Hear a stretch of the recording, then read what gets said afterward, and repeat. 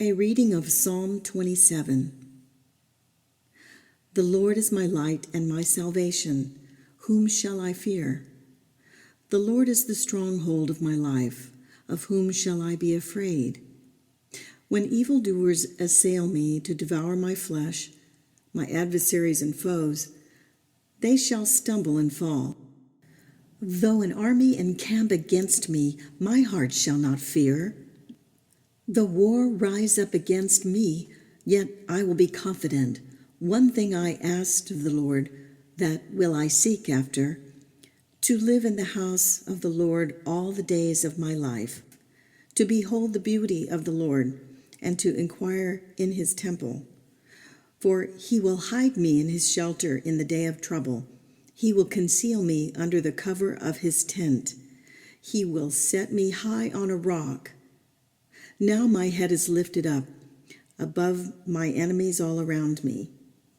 And I will offer in his tent sacrifices with shouts of joy. I will sing and make melody to the Lord. Hear, O Lord, when I cry aloud. Be gracious to me and answer me. Come, my heart says, seek his face. Your face, Lord, do I seek.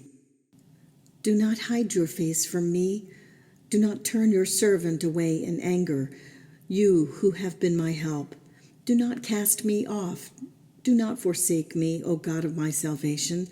If my father and mother forsake me, the Lord will take me up. Teach me your way, O Lord, and lead me on a level path because of my enemies. Do not give me up to the will of my adversaries, for false witnesses have risen against me, and they are breathing out violence. I believe that I shall see the goodness of the Lord in the land of the living. Wait for the Lord, be strong, and let your heart take courage. Wait for the Lord. The beauty of the Psalms is that they are personal. They are prayers that are honest, desperate, and undeniably human.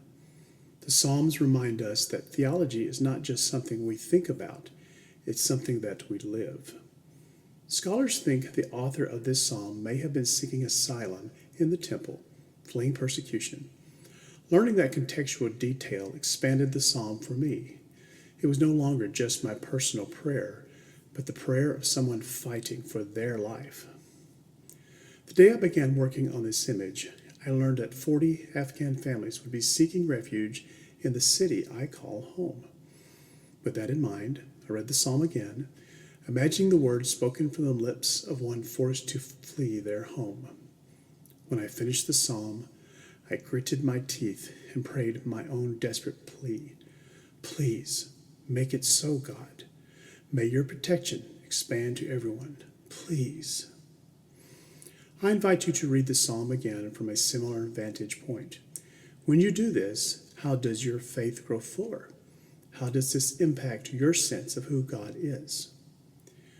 When I began this image, I drew a young boy peeking out from the open folds of a canvas tent in a refugee camp. I added rugged stones lining the bottom hem of the tent, holding the flimsy fabric in place.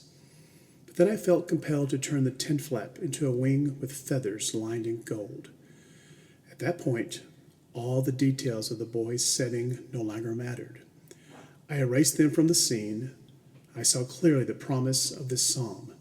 You are under God's wing. You may dwell there, surely and safely, all your days long.